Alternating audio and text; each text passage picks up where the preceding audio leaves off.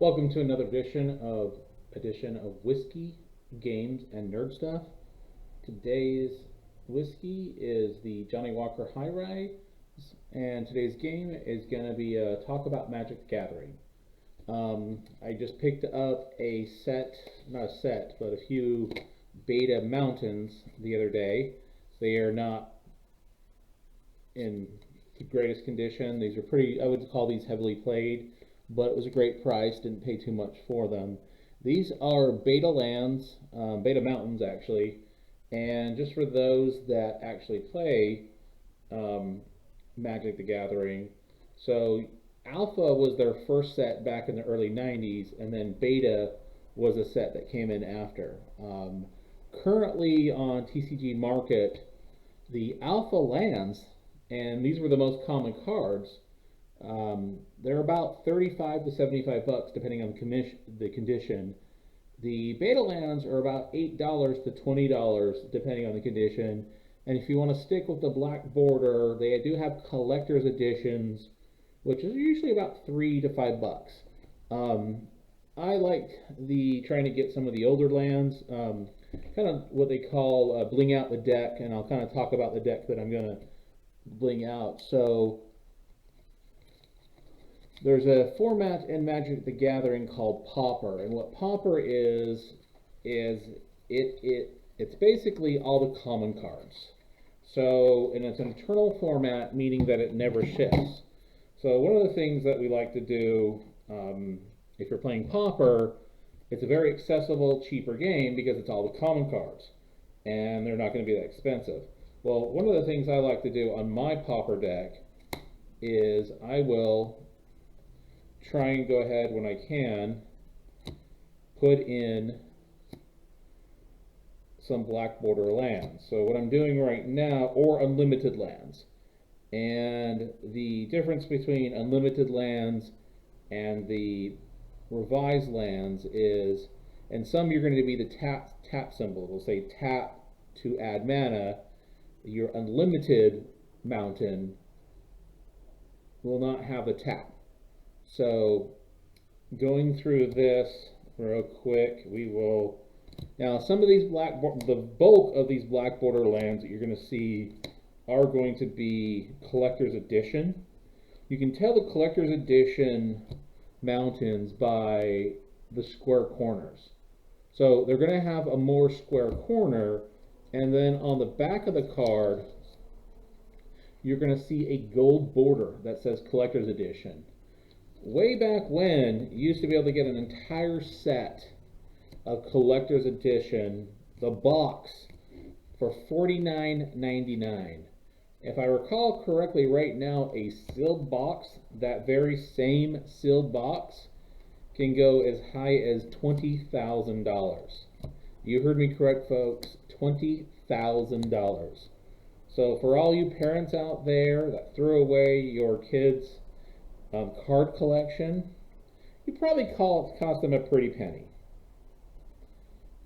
Go ahead and go through some of these a little bit more. Now, as you'll see, this is pretty much a red deck. The reason is if you're going to go into some of the different formats of Magic, the common joke is it's called red deck wins, meaning red deck will win. Red deck typically is the deck that you have to think the least about. It's just pretty much you're going to do what you're going to do. So let me go ahead and double check. Sometimes now the revised lands and the unlimited lands sometimes can be a little, at least for me, be a little bit confusing, and I have to always remember it's the tap symbol. So one of the things I'm doing is, in this particular thing, I'm going to, and actually, I'm going to pause this for just a second. Sorry about that, folks. I didn't realize I didn't have the card sleeves in here. So usually what you want to do, and this is, you don't have to do this, but this is one of those things where with these cards as being old as they are, and they do appreciate in value, one of the things that you want to do is actually put them in protective cover. So you'll have a card cover on the actual card itself, and then you're putting it in a sleeve. The reason being is you don't want to have a card, and some of these Magic cards can go for quite a bit. Some of individual cards have sold for hundreds of thousands of dollars. Well, the last thing you want to do in some cases is be drinking some whiskey and oops, I spilled on a $5,000 card. Oh, that is such a good whiskey. So here's the question, folks. I've got some unlimited lands, and I have some Black Border Collector's Edition lands, and I have some beta lands. So the question is, do I stick with the unlimited lands, or do I go ahead and say, you know what, I want to have all Black Border lands just to kind of stay with it. As you can see, this had a sleeve on it. And then go ahead and swap it out where I can have Black Border lands. And I think what I'm going to do is, for aesthetic purposes, I'm going to go ahead and take out the white border lands and put in the Black Border lands. As I get some additional beta lands, and what I'm doing is I'm just trying to pick these up on the market as cheap as I can and swap these out. Now these have dropped down in price because Wizard of the Coast, who manufactures, owns the rights to not only Dungeons and Dragons but Magic the Gathering, they came out with a crazy, insane set that's $1,000. Now it's $1,000 for 4 boxes. You could do 3 or 4 videos on that, but it's definitely pricey. The topic of that definitely could be for a different video. So what we'll do is I just want to make sure I'm not missing the lands we have, and then part of what you want to do is when you're playing this game, lands are resources, and you need the lands to do something. So traditionally you're going to want a certain number of lands. So let's just double check how many I have in here. 1, 2, 3, 4, 5, 6, 7, 8, 9, 10, 11, 12, 13, 14, 15, 16. I'm going to want 17 in this. Usually the deck's about 60 cards. Now, you're going to have, in a normal deck, you're going to have 20 to 21 lands. The reason I'm not going to have 20, 21 lands in this one is because this deck doesn't require a lot of resources. So I'm just going to do a quick quiet count on how many cards there are. Actually, you know what? I'm going to do this to where you can see these cards better.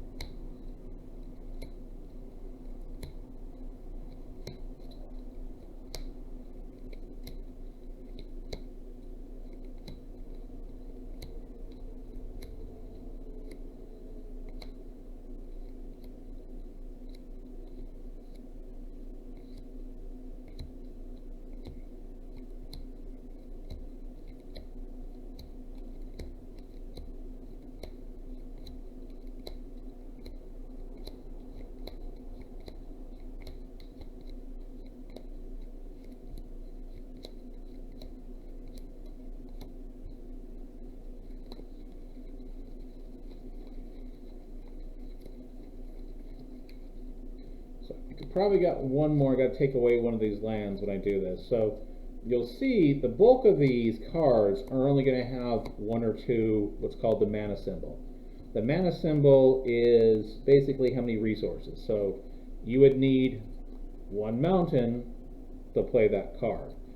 And the beauty of this deck, for a pauper deck, and this is something you can get, you can make this deck well under 50 bucks if you want to just use the basic cards. However, if you're trying to bling it out a bit, which some people like to do, again, depending on if you're going to go what land type, you can also go foils. It just really depends on what you end up doing. But the coolest thing about this is the fact that you've got so many options of different things you can do. The other thing that you'll see in here is there is going to be a sideboard to this.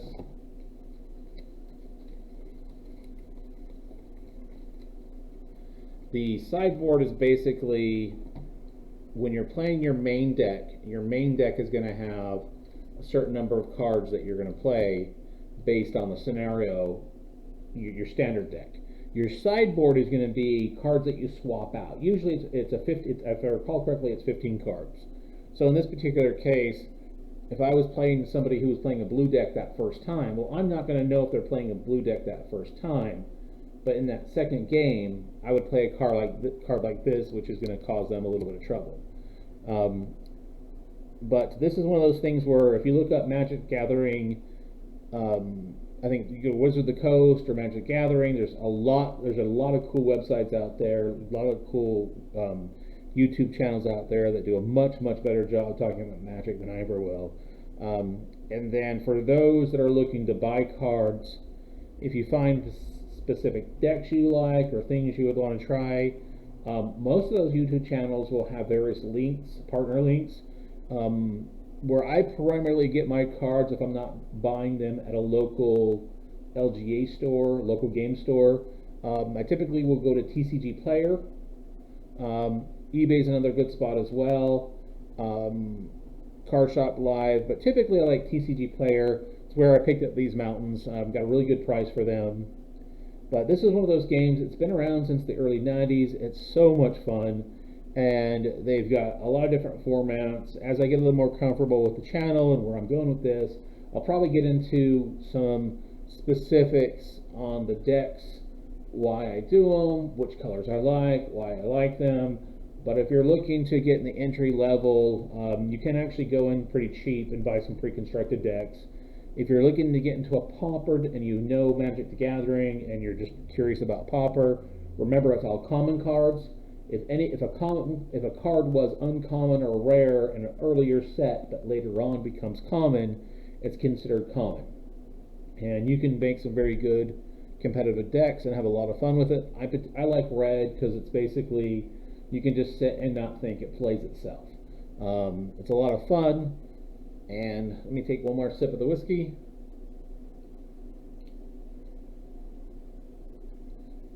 Once again, I would like to thank everybody for, sitting with me on these videos. I do know the audio isn't the greatest. I'm kind of using a pretty cheap web camera right now until I figure it out. I'm doing some research on some good web cameras, good audio, microphones as well. If you're watching this podcast or if you're watching this YouTube video and you have recommendations of web cameras or microphones, lighting, any of that, I would love to hear it. Please put it in the comments. If you're a Magic the Gathering fan and would like to see some more stuff about Magic the Gathering, please feel free to make some comments. If you have places that you like to acquire the cards from or channels, throw it in the comment section. More than happy to link that there. Again, there's a lot of YouTube channels out there that do great. If you have a particular favorite format, would love to hear.